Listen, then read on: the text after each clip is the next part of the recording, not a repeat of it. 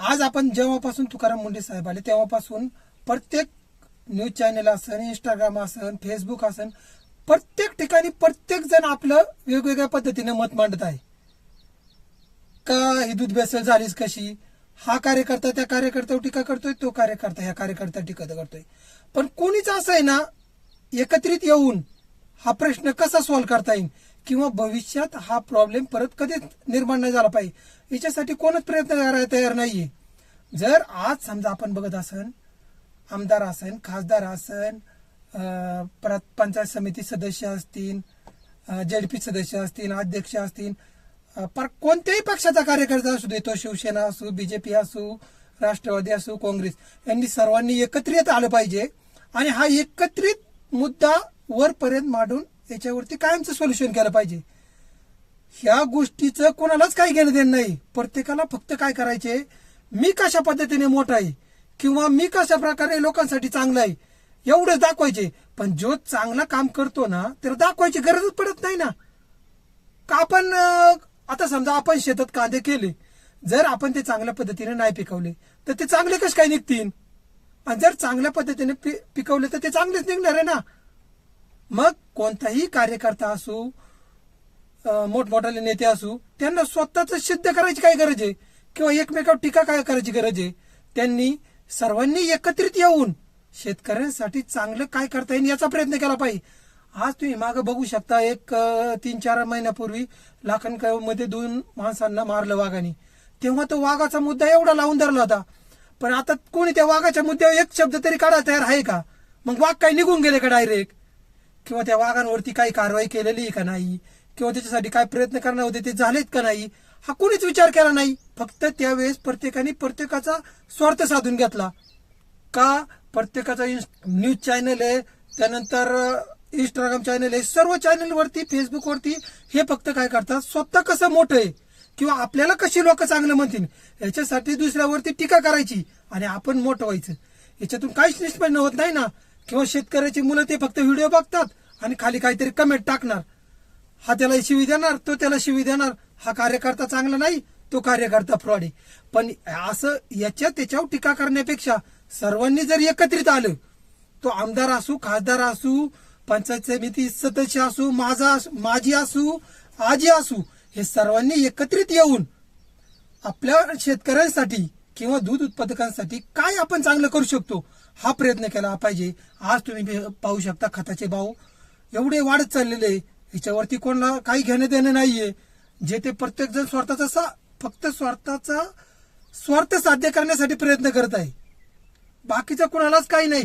कुणी पण उठतं, न्यूज चॅनलवाले बोलून घ्यायचे आणि काहीतरी कमेंट करायची किंवा काहीतरी शॉर्ट व्हिडिओ बनवायचा, द्यायचा टाकून, त्याच्यावरती पोरं कमेंट करत बसणार. हे असं करण्याऐवजी तुम्हाला जर खरोखर शेतकऱ्यांबद्दल म्हणा किंवा दूध उत्पादक शेतकरी असू द्या, कोणी पण असू द्या, जर तुम्हाला त्यांच्याबद्दल जर आपुलकी असेल किंवा त्यांच्याबद्दल काही करायची जिज्ञासा असेल तर तुम्ही सर्व एकत्र या ना. हा लगेच म्हणणार मी तो पेक्षाचा, तो त्या पक्षाचा, असं करण्याऐवजी सर्वांनी एकत्रित येऊन तो प्रॉब्लेम कसा सॉल्व्ह करता येईल किंवा भविष्यात या अडचणी परत निर्माण नाही झाल्या पाहिजे. आज समजा खते औषधे एवढे महाग होत चाललेत, त्याच्यावरती पर्याय कसा काढता येईल किंवा शेतकऱ्याला ते आपल्याला कसं स्वस्त देता येईल याचा प्रयत्न केला पाहिजे ना. याच्यासाठी कोणाला काही घेणं देणंच नाहीये. ज्याला त्याला फक्त आपण कसं मोठं आहे एवढेच दाखवायचे. त्यामुळे तुम्ही कोणताही कार्यकर्ता असू द्या किंवा नेता असू द्या, कोणी असू द्या, त्यांच्यावर विश्वास ठेवू नका. त्यांनी सर्वांनी एकत्रित कसं येतील किंवा आपण पण असन, समजा एखादा तो म्हणत असेल मी शिवसेनेचा आहे, एक म्हणत असेल मी राष्ट्रवादीचा आहे, पण तो शिवसेनेचा असू दे, राष्ट्रवादीचा असू दे, पण तुम्ही सर्वांनी एकत्रित येऊन आपण आपल्याला जेच समजा आपल्या प्रत्येकाला वाटतं ना, समजा मला वाटतंय का मला शेतकऱ्यांसाठी काहीतरी करायचे, मग त्याच्यासाठी समजा आपण काय म्हणणार माझी ताकदच नाही तेवढी किंवा मी ते करूच शकत नाही. अरे पण आपण सर्वजण मिळून एक छोटा कार्यकर्ता असेल त्याला घेऊन मोठ्या कार्यकर्त्यापर्यंत किंवा अनेक सर्व कार्यकर्ते असतील, सर्वांना एकत्रित घेऊन हा प्रॉब्लेम कसा सॉल्व्ह करता येईल याच्यासाठी प्रयत्न करा. याच्यासाठी कुणाला काही घेणं देणं नाहीये. फक्त जर खरोखर प्रत्येकाला घेणं देणं असेल ना तर त्यांनी सर्व एकत्र कसे येतील याचा पहिला प्रयत्न केला पाहिजे. त्याच्यासाठी आमदारच व्हायला लागते किंवा खासदारच व्हायला लागते असं काहीच नाही. आज तुम्ही बघू शकता दिल्लीमध्ये जे आंदोलन झालं त्या एका मुलाने आज दाखवून दिलं का आपण काय करू शकतो.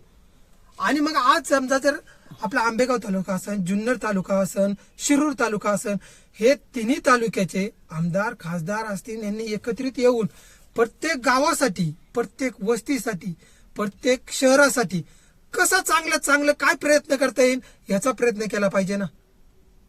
कारण प्रत्येक जण स्वतःच्या पोटापुरतं कमवू शकतो.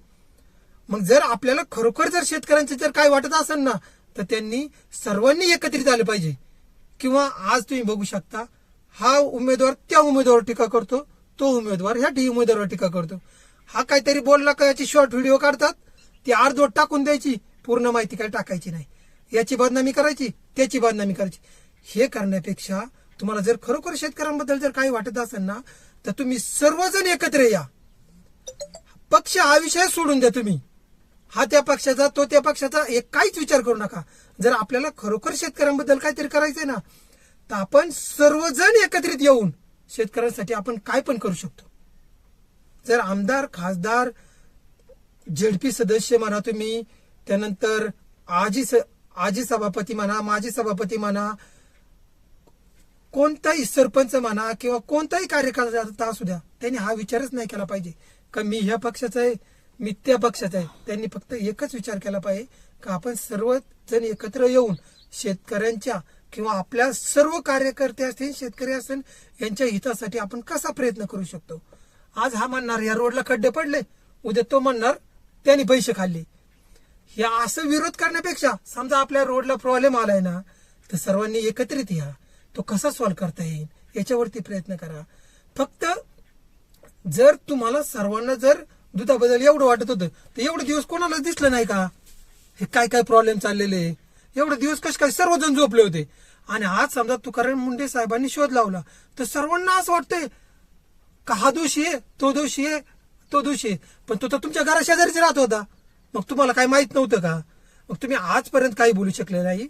मग आज तुकाराम मुंडे साहेबांनी समजा त्यांना पकडलंय, उद्या ते काय कायदेशीर कारवाई करणारे ते करणारच आहे.